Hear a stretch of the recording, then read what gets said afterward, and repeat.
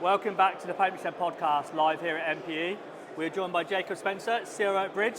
Jacob, give us an introduction, tell us a bit more about yourself and Bridge as a business. Yeah, thanks a lot. So myself, I joined Bridge 5 years ago, almost to the day.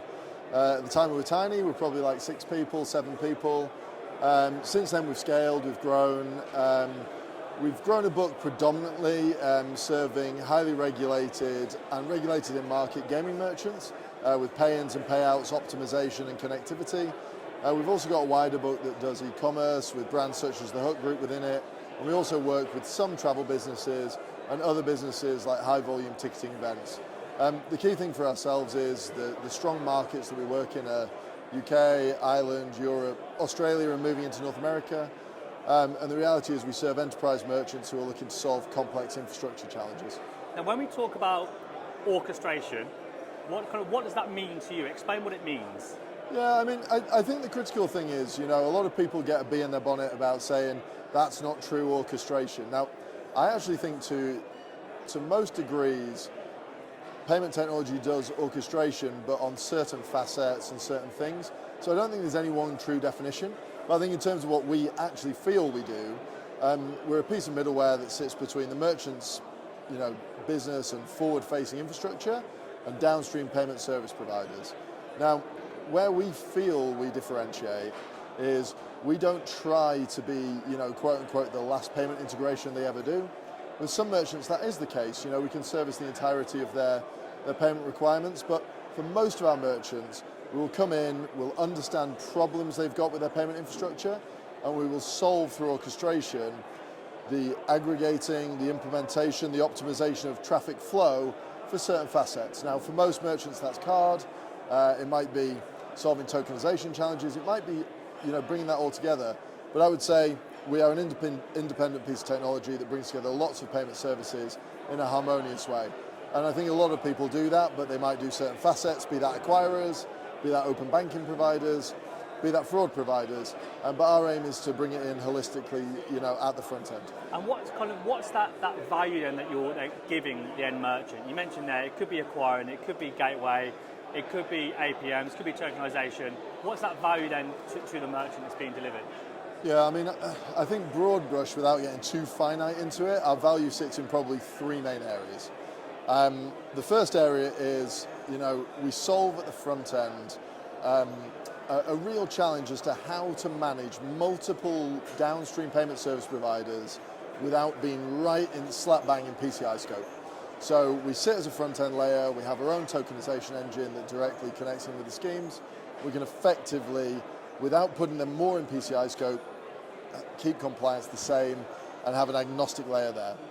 The second thing that we do is optimization. Now this is effectively our routing engine, our ability to route traffic based on data points that we see from either the payment flow or third-party data we might get from other services, and send that transaction to the best place possible. And then finally, it's reducing the technological overhead. We have in excess of 30 predefined and pre-built integrations that have been tried, tested, and put into use by enterprise merchants. And so if you're an enterprise customer that's effectively saying, I need to integrate with PSP 1, 2, and 3, we can say, well, instead of doing it yourself and having the huge technological overhead and cost, we've already done it for you. And this is how it works at the front end, and these are all the other benefits that we can deliver with it. What's the operational challenges then by working with multiple PSPs? Yeah, I mean, you've obviously got a few that we come across when we work with large enterprise merchants. Example one is they're not too sure how to manage the PCI scope and risk at the front end. Sometimes they're being driven by PSP tokens. Sometimes they're tokenizing in multiple different places. And that's just creating a data challenge and also in reality, potentially a cost challenge if they're provisioning network tokens absolutely everywhere. So compliance risk and effectively data continuity is one. The second thing is each PSP, for good reason, is architected in a different way. And so if they're processing with PSP 1, they'll get a response code for error 1 that is 1, 2, 3, 4. When it's with PSP 2, they'll get a response code for the same thing that's 4, 5, 6, 7. Ultimately, building that logic engine is really difficult. And so from our perspective, we've done that. That's our bread and butter.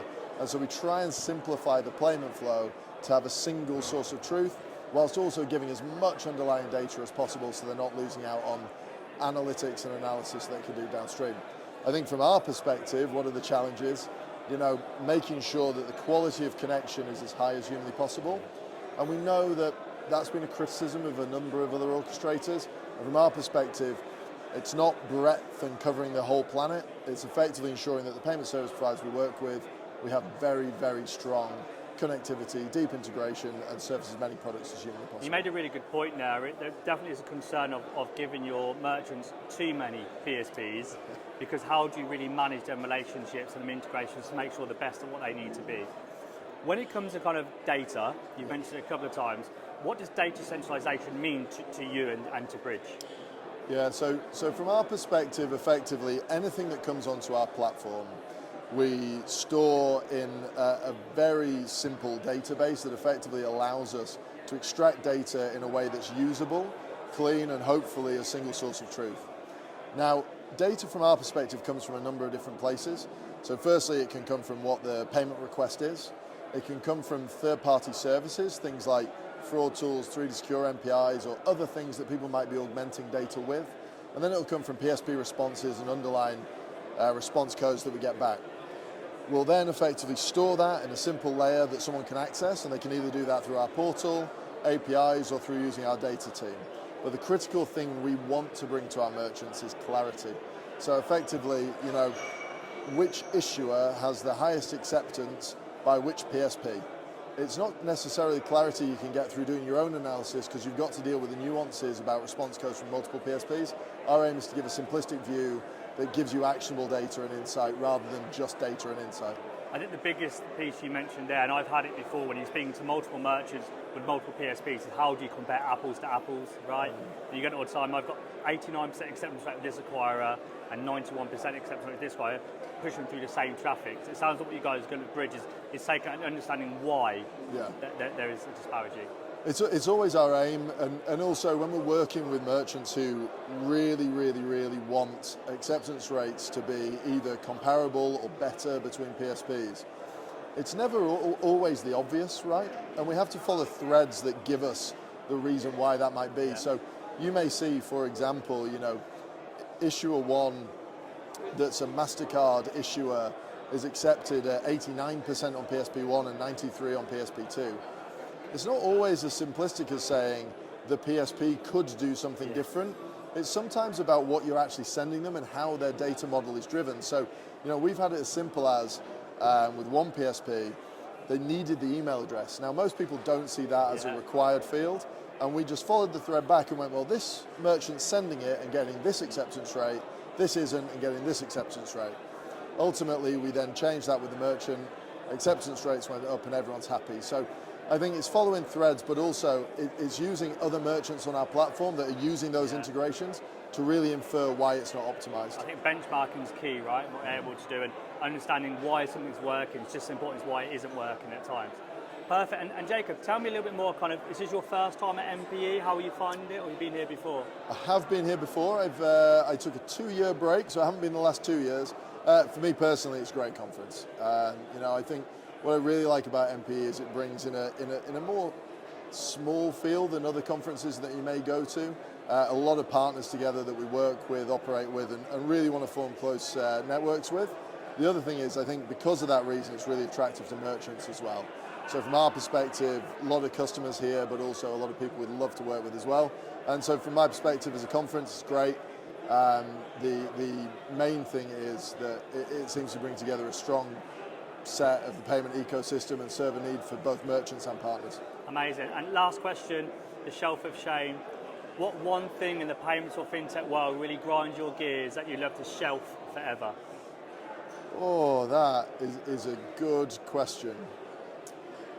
I mean, from our perspective, the one thing that I would like to shelf forever is probably, and it's because we don't solve for it holistically with all our merchants yet, the complexities of reconciliation downstream with different PSPs. They all reconcile in different ways. We'd love to have a bulletproof solution for it, and we're working on it.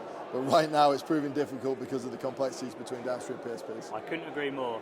Jacob, thank you so much for your time. It's been great to have you on, and best of luck for the rest of the event. Thanks a lot. Cheers.